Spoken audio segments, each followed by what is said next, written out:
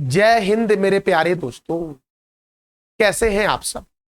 I hope कि आप अच्छे होंगे और अच्छे से अपने प्रतियोगिता परीक्षा की तैयारी भी कर रहे होंगी। तो आज है 31 मार्च 2025 और आज के जितने भी महत्वपूर्ण करंट अफेयर्स होंगी और स्टैटिक जीके होंगी वो सभी प्रश्नों को हम इस वीडियो में डिस्कस करेंगे। तो आइए हम शुरू करते हैं आज का हमारा करंट अफेयर्स का महत्वपूर्ण क्लास। दोस्तों, सबसे पहले इस क्लास को शुरू करने से हम मां सरस्वती का आशीर्वाद दे लेते हैं ताकि हम अच्छे से सफल हो पाए और अच्छे से अपने प्रतियोगिता परीक्षा की तैयारी भी कर सकें। तो दोस्तों, आज का जो हमारा पहला प्रश्न है वो प्रश्न है इंद्र नौसैनिक अभ्यास 2025 के 14वें संस्करण का आयोजन कहाँ हुआ है? इंद्र नौसैनिक अभ्यास 2025 का जो इस बार हो रहा है वो 14वें नंबर का संस्करण है और यह हो कहाँ रहा है? तो चेन्नई में हो रहा है। अब चेन्नई में हो रहा है तो याद रखना चेन्नई में है चमरा अनुसंधान केंद्र। चमरा अनुसंधान अनुसंधान संस्थान कहाँ है? तो चेन्नई में है। चेन्नई को कहते हैं सुपर प्रसारित नगर। सुपर प्रसारित नगर, सुपर प्रसारित नगर के नाम से जानते हैं चेन्नई को। और चेन्नई में है अन्ना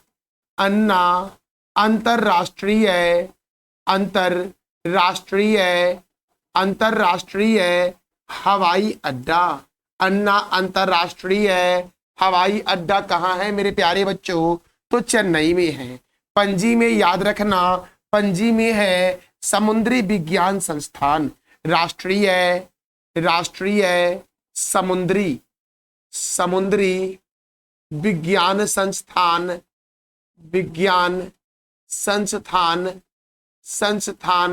कहाँ है? तो पणजी में है। गांधीनगर में है प्लाज्मा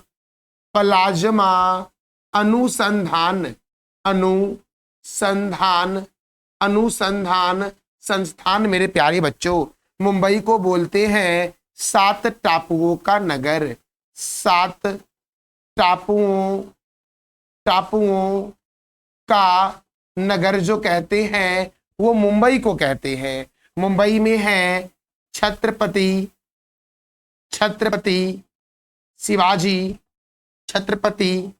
शिवाजी अंतरराष्ट्रीय हवाई अड्डा।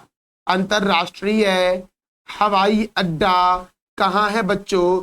तो याद रखना ये है मुंबई में। तो मेरे प्यारे दोस्तों, इंद्र नौसैनिक अभ्यास जो होता है ये भारत और रूस के बीच प्रत्येक वर्ष होता है और इस बार जो 14वां संस्करण हो रहा है वो कहाँ हो रहा है? तो चेन्नई में हो रहा है। कहाँ पर हो रहा है? चेन्नई में। अब नौसैनिक दोस्तों, तो नौसेना के बारे में जानेंगे ही। सबसे पहले हम जान लेते हैं वायुसेना के बारे में।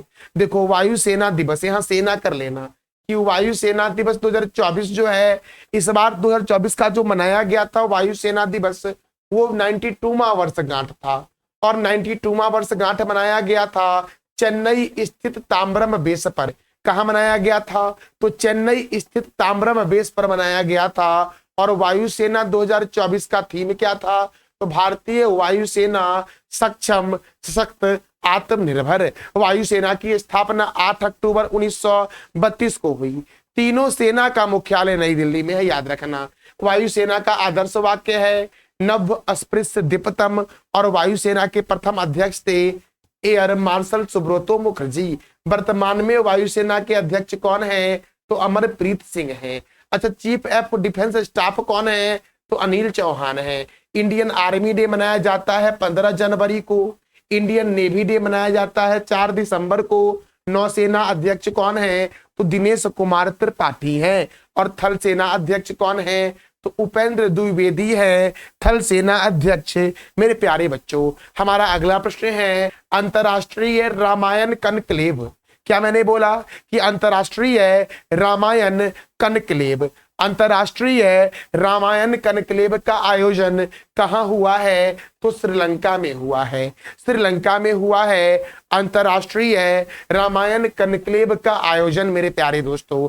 और ये जो आयोजन हुआ है वो श्रीलंका की राजधानी दोस्तों एक है श्री जयवर्धनपुरम कोट्टे। और देखो श्रीलंका का एक शहर है दोस्तों कोलंबो।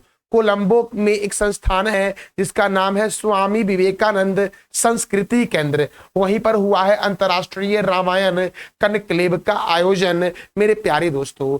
अच्छा दोस्तों आप बता दो कि नेपाल की राजधानी जो है वो क्या है। नेपाल की राजधानी जो है वो है काठमांडू। नेपाल की राजधानी क्या है दोस्तों, तो काठमांडू है। मलेशिया की राजधानी आप बता दो कमेंट बॉक्स में। और श्रीलंका की राजधानी क्या है, तो श्री जयवर्धनपुरम कोट्टे श्रीलंका की राजधानी है। अब देखो श्रीलंका के प्रेसिडेंट कौन है, अनुराग कुमार दिसानायके। श्रीलंका के प्राइम मिनिस्टर है हरणी अमरसूरिया। और श्रीलंका की प्रथम महिला न्यायमूर्ति जो है उनका नाम है सिरानी बंडारनायके। मुद्रो फर्नांडो श्रीलंका की दूसरी महिला मुख्य न्यायाधीश बनी है। और दिव्यांग क्रिकेट चैंपियन ट्रॉफी का आयोजन जो हुआ है वो श्रीलंका में हुआ है। अगला प्रश्न है त्रिसेवा सैन्य अभ्यास। त्रिसेवा अर्थात तीनों सेनाओं का सैन्य अभ्यास जिसका नाम है प्रचंड अभ्यास। तो प्रचंड अभ्यास का आयोजन कहाँ हुआ है, प्रचंड अभ्यास का आयोजन हुआ है अरुणाचल प्रदेश में दोस्तों। कहाँ हुआ है, तो अरुणाचल प्रदेश में हुआ है प्रचंड सैन्य अभ्यास का आयोजन। अच्छा हिमाचल प्रदेश से याद रखना कि हिमाचल प्रदेश की राजधानी है शिमला। हिमाचल प्रदेश की राजधानी क्या है, शिमला। और शिमला में है केंद्रीय आलू अनुसंधान संस्थान। केंद्रीय आलू अनुसंधान संस्थान मेरे प्यारे बच्चों कहाँ है, तो शिमला में है। हिमाचल प्रदेश में है ग्रेट हिमालयन राष्ट्रीय उद्यान।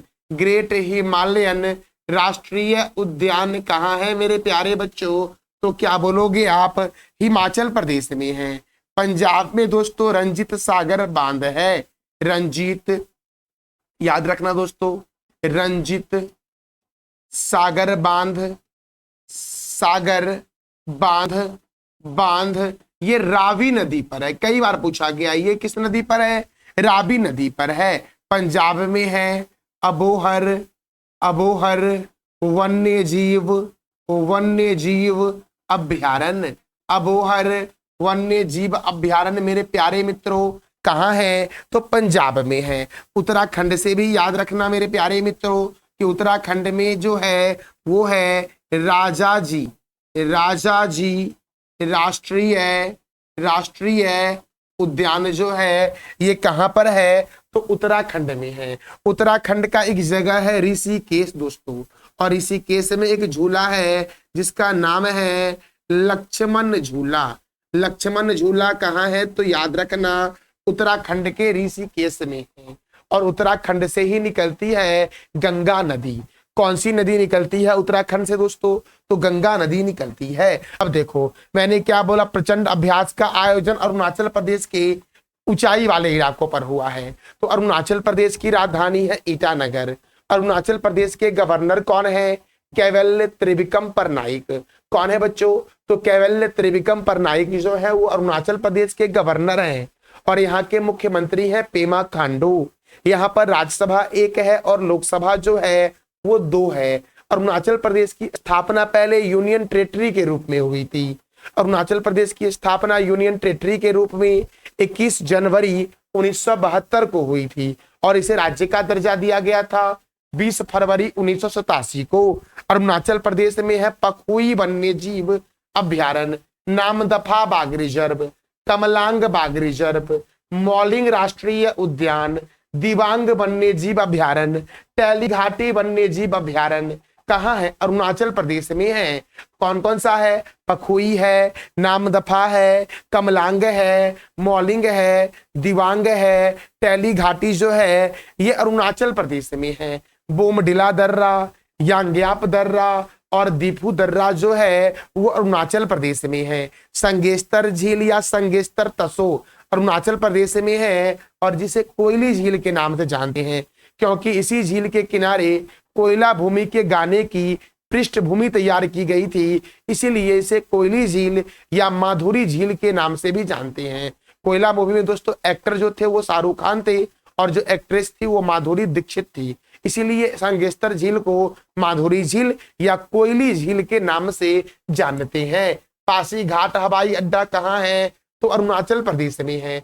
और सेला सुरंग जो है वो अरुणाचल प्रदेश की राजधानी ईटानगर में है। अरुणाचल प्रदेश की सीमा लगती है असम से, चाइना से, भूटान से लगती है, म्यांमार से लगती है। मेरे प्यारे दोस्तों, ब्रह्मपुत्र नदी जो है ये तिब्बत के मानसरोवर झील से निकलती है, तिब्बत के मानसरोवर झील से निकलती है और भारत में यांग्याप दर्रे के पास प्रवेश करती है और बांग्लादेश होते हुए बंगाल की खाड़ी में गिर जाती है। बंगाल की खाड़ी में जब यह गिरती है तो गंगा और ब्रह्मपुत्र मिलकर दुनिया का सबसे बड़ा डेल्टा सुंदरवन डेल्टा का निर्माण करती है। मेरे प्यारे बच्चों याद रखना कि अरुणाचल प्रदेश का प्राचीन नाम क्या था?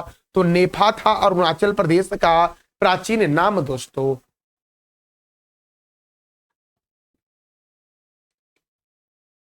अब देखो हमारा अगला प्रश्न है, अंतरराष्ट्रीय शून्य अवशिष्ट दिवस कब मनाया जाता है?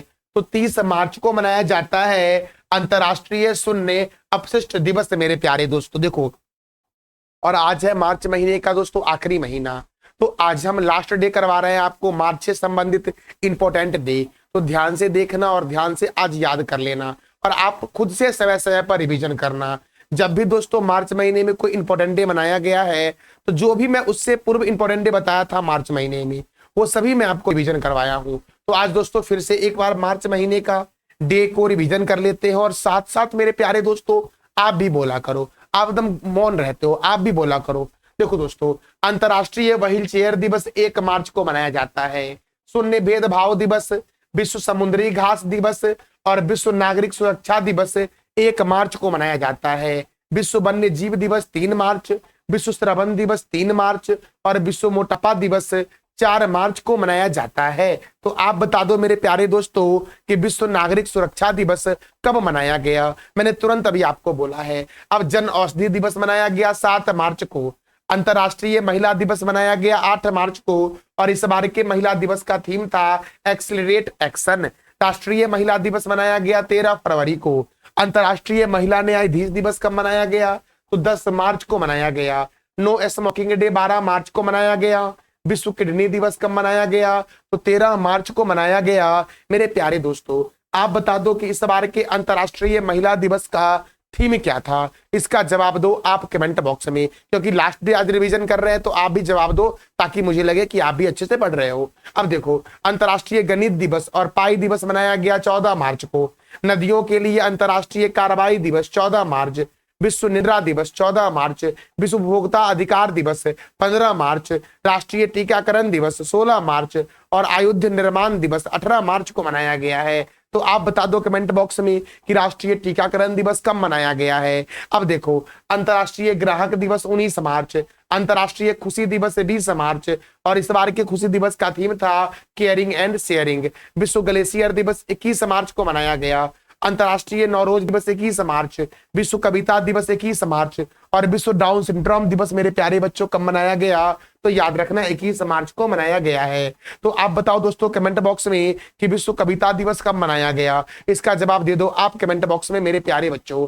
अब देखो, अंतरराष्ट्रीय वन दिवस 21 मार्च, विश्व जल दिवस 22 मार्च और इस बार के जल दिवस का थीम था ग्लेशियर संरक्षण। अब देखो, विश्व मौसम विज्ञान दिवस 23 मार्च, विश्व टीबी दिवस 24 मार्च और इस बार के टीबी दिवस का थीम था yes we can end TB. राष्ट्रीय पालक दिवस कब मनाया गया? पालक, पागल नहीं, पालक दिवस 26 मार्च को मनाया गया है। अच्छा, मिर्गी जागरूकता दिवस कब मनाया गया मेरे प्यारे बच्चों? तो 26 मार्च को मनाया गया। विश्व रंगमंच दिवस मनाया गया 27 मार्च को। राष्ट्रीय ब्लैक फॉरेस्ट केक दिवस मनाया गया 28 मार्च को और विश्व पियानो दिवस मनाया गया 29 मार्च को। मेरे प्यारे दोस्तों तो ये था हमारा मार्च महीने का इंपॉर्टेंट डे। दोस्तों हमारा अगला प्रश्न है, भारतीय बैंक संघ के चेयरमैन कौन बने हैं?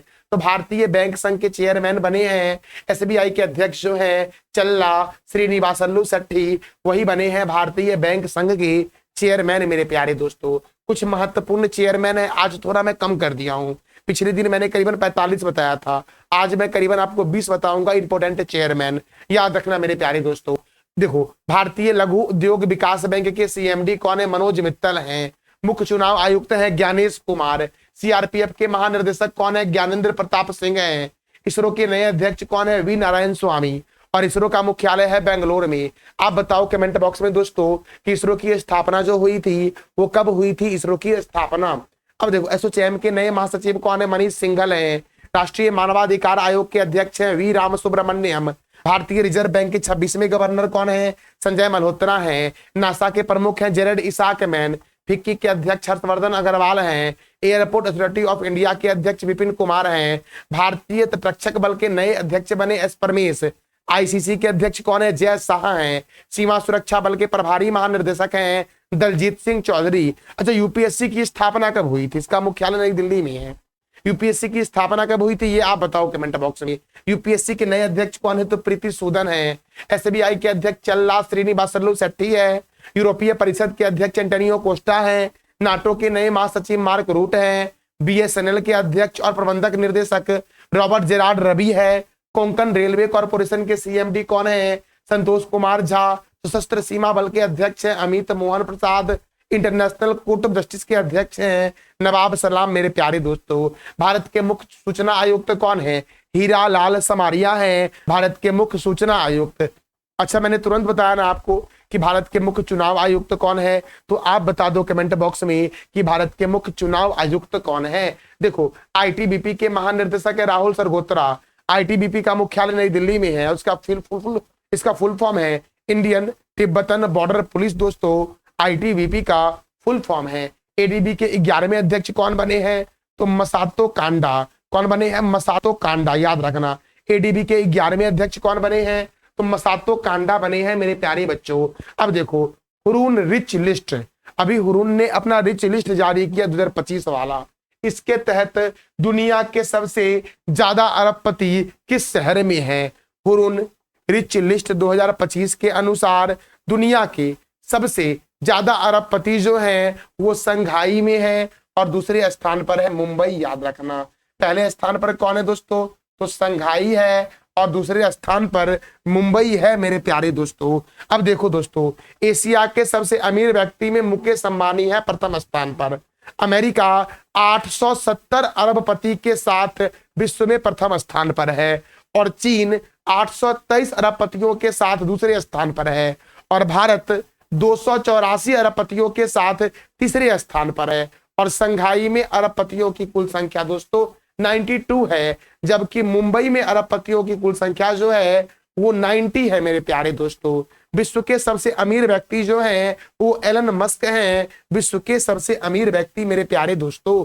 अगला प्रश्न है, हाल ही में भारत सरकार ने किस देश को मानवीय सहायता पहुंचाने के लिए, हाल ही में भारत सरकार ने किस देश को मानवीय सहायता पहुंचाने के लिए ऑपरेशन ब्रह्मा की शुरुआत की है?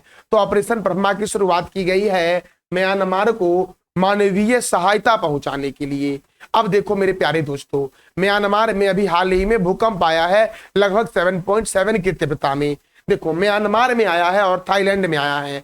म्यांमार इससे बहुत अधिक प्रभावित हुआ है, जिस कारण से भारत सरकार ने म्यांमार को मानवीय सहायता पहुंचाने के लिए ऑपरेशन ब्रह्मा शुरू किया है। अच्छा, म्यांमार की राजधानी क्या है तो आप बताओ कमेंट बॉक्स में। अंतिम मुगल बादशाह थे बहादुर शाह जफर या बहादुर शाह द्वितीय। उनकी मृत्यु जो हुई थी वो म्यांमार के रंगून जेल में ही हुई थी दोस्तों। अब देखो, पर्यावरण पर राष्ट्रीय सम्मेलन 2025 का आयोजन कहाँ हुआ है? तो नई दिल्ली में हुआ है। कहाँ हुआ है दोस्तों पर्यावरण पर राष्ट्रीय सम्मेलन 2025 का आयोजन? तो क्या बोलोगे आप कि नई दिल्ली में हुआ है। अब देखो दोस्तों, नई दिल्ली में हुआ है तो नई दिल्ली में मैंने कई बार बोला है कि नई दिल्ली में बच्चों पंजाब नेशनल बैंक का हेडक्वार्टर है, पीएनबी का मुख्यालय है, डीआरडीओ का मुख्यालय जो है डीआरडीओ का मुख्यालय नई दिल्ली में है, नीति आयोग का मुख्यालय, नीति आयोग का मुख्यालय, आयोग का मुख्यालय नई दिल्ली में है बच्चों। बेंगलोर में जो है वो है कैंपे गोडा अंतरराष्ट्रीय हवाई अड्डा। हवाई अड्डा जो है वो बेंगलोर में है। अच्छा मेरे प्यारे दोस्तों, दिल्ली में जो है, दिल्ली में वो है इंदिरा गांधी, इंदिरा गांधी गांधी अंतरराष्ट्रीय हवाई अड्डा। इंदिरा गांधी अंतरराष्ट्रीय हवाई अड्डा दोस्तों कहाँ है? तो याद रखना नई दिल्ली में है। अच्छा चेन्नई के बारे में तुरंत मैंने बताया था कि अन्ना अंतरराष्ट्रीय हवाई अड्डा जो है, हवाई अड्डा जो है वो कहाँ है? चेन्नई में है। अच्छा अहमदाबाद में भी एक इंटरनेशनल एयरपोर्ट है, तो कौन सा एयरपोर्ट है? इसका जवाब दे दो आप कमेंट बॉक्स के सेशन में दोस्तों। देखो केंद्रीय रिजर्व पुलिस बल की स्थापना हुई 1939 में, राष्ट्रीय क्रेडिट कोर की स्थापना 1948 में हुई, भारत तिब्बत सीमा पुलिस की स्थापना 1962 में हुई, सीमा सुरक्षा बल की स्थापना 1965 में हुई, राष्ट्रीय सुरक्षा गार्ड की स्थापना 1984 में हुई, केंद्रीय औद्योगिक सुरक्षा बल की स्थापना 1969 में हुई, और ये सभी का मुख्यालय दोस्तों कहाँ है? तो नई दिल्ली में है, नई दिल्ली में है। हुमायूं के मकबरे का निर्माण हाजी बेगम ने करवाया था, खिड़की मस्जिद का निर्माण गयासुद्दीन तुगलक ने करवाया था, और ये कहाँ है? तो नई दिल्ली में है। दिल्ली कौन से नदी के किनारे है? तो इसका जवाब दे दो आप कमेंट बॉक्स में मेरे प्यारे बच्चों। दोस्तों हमारा अगला प्रश्न है, एशियाई कुश्ती चैंपियनशिप 2025 में भारत के लिए पहला स्वर्ण पदक किसने जीता है? एशियाई कुश्ती चैंपियनशिप 2025 का आयोजन जॉर्डन के अमान में हो रहा है, और इसमें भारत के लिए पहला स्वर्ण पदक जो जीता है वो जीता है मनीषा भानवाल ने दोस्तों। किसने जीता है? मनीषा भानवाल ने जीता है। अगला प्रश्न हमारा है, राष्ट्रीय महिला हॉकी लीग 2024 से 25 का खिताब किसने जीता है? तो हरियाणा रहा विजेता राष्ट्रीय महिला हॉकी लीग 2024 से 25 में, और उप विजेता रहा ओडिशा, और आयोजन हुआ झारखंड में। अब देखो देखो हॉकी के संदर्भ में महत्वपूर्ण स्टेडियम देख लेते हैं। तो शिवाजी स्टेडियम कहाँ है? शिवाजी स्टेडियम जो है वो दिल्ली में है। कलिंग स्टेडियम जो है वो भुवनेश्वर में है। सिरालू हॉकी स्टेडियम शिमला में है। लिवेली हॉकी स्टेडियम लंदन में है। मेजर ध्यानचंद स्टेडियम दिल्ली में है। सरदार वल्लभ भाई पटेल स्टेडियम जो है वो रायपुर में है। और भारत और पाकिस्तान जो है इस देश का राष्ट्रीय खेल क्या है? तो हॉकी है। हॉकी के जादूगर के नाम से जानते हैं मेजर ध्यानचंद्र को, और मेजर ध्यानचंद्र की जयंती पर 29 अगस्त को राष्ट्रीय खेल दिवस भी मनाया जाता है। अब देखो हॉकी के संदर्भ में महत्वपूर्ण कप को देख लेते हैं। दोस्तों यहाँ पर तो टाइपिंग में कट गया है, यहाँ पर है वेटन कप, याद रखना वेटन कप। यहाँ पर है रंगा स्वामी कप जो है, फिर से आगा खां cup, Begum Rasool trophy, Maharaja Ranjit Singh gold cup, lady Ratan Tata trophy, Guru Nanak championship, Dhyanchandra trophy, Nehru trophy, Scindia gold cup, Murugappa gold cup, Wellington cup, और इंदिरा गांधी गोल्ड कप का संबंध हॉकी से है दोस्तों। अच्छा दिलीप ट्रॉफी का संबंध किससे है? तो इसका जवाब दे दो आप कमेंट बॉक्स में मेरे प्यारे बच्चों। देखो बच्चों कल मैंने आपसे 3 प्रश्न किया था कि विश्व रंगमंच दिवस कब मनाया जाता है? 27 मार्च को मनाया जाता है। किस राज्य ने AI चैटबॉट सारथी लॉन्च किया? तो हरियाणा ने लॉन्च किया। विश्व का दूसरा सबसे बड़ा चाय निर्यातक देश कौन बना है? तो भारत बना है दोस्तों। आज का आपका 3 प्रश्न है जिसका जवाब देना है आपको कमेंट बॉक्स में। प्रश्न हमारा है, तवी फिल्मोत्सव का उद्घाटन कहाँ किया गया है? भारत नेपाल साहित्य महोत्सव का आयोजन कहाँ किया गया है? और छेड़छाड़ से निपटने के लिए शिष्टाचार दस्ता कहाँ शुरू किया गया है? तो इस तीनों प्रश्नों का जवाब देना है आपको कमेंट बॉक्स में। अब दोस्तों जरा सा हम रिवीजन कर लेते हैं पिछले दिन के करंट अफेयर्स को। तो मैंने बताया था कि हाल ही में कहा कि पुलिस ने छेड़छाड़ से निपटने के लिए शिष्टाचार दस्ता शुरू किया है? तो नई दिल्ली। देखो नेटुम्बो नंदी नृत्यवाह किस देश की पहली महिला राष्ट्रपति बनी है? नाम्बिया की। भारत नेपाल साहित्य महोत्सव का आयोजन कहाँ हुआ? तो मथुरा में हुआ मेरे प्यारे बच्चों। देखो हाल ही में किस देश में पहला भारतीय फिल्म महोत्सव शुरू हुआ? अमेरिका में। तभी फिल्मोत्सव का उद्घाटन कहाँ किया गया? जम्मू कश्मीर में। हाल ही में किसने 2025 स्टॉकहोम जल पुरस्कार जीता है? तो विशाखा त्रिपाठी ने जीता है। राष्ट्रीय ब्लैक फॉरेस्ट केक दिवस कब मनाया जाता है? तो याद रखना 28 मार्च को मनाया जाता है। किस राज्य सरकार ने प्रति व्यक्ति 50 रुपए पर्यटक शुल्क लगाने की घोषणा की है? तो सिक्किम ने की है। देखो L&T फाइनेंस लिमिटेड ने किसे अपना ब्रांड एम्बेसडर बनाया है? जसप्रीत बुमराह को बनाया है दोस्तों। न्यायमूर्ति हरीश टंडन किस उच्च न्यायालय के मुख्य न्यायाधीश बने हैं? तो ओडिशा उच्च न्यायालय के मुख्य न्यायाधीश बने हैं कौन? तो न्यायमूर्ति हरीश टंडन मेरे प्यारे बच्चों ये था हमारा आज का महत्वपूर्ण current affairs with static GK. यह जानकारी कैसी लगी आपको? इसका फीडबैक आप अवश्य देना कमेंट बॉक्स में, और जो मैंने लास्ट में 3 प्रश्न किया है उसका भी जवाब देना है आपको कमेंट बॉक्स में। और हाँ दोस्तों, इस वीडियो का PDF आपको टेलीग्राम पे मिलेगा, जिसका लिंक वीडियो के डिस्क्रिप्शन बॉक्स में है। थैंक यू सो मच मेरे प्यारे दोस्तों।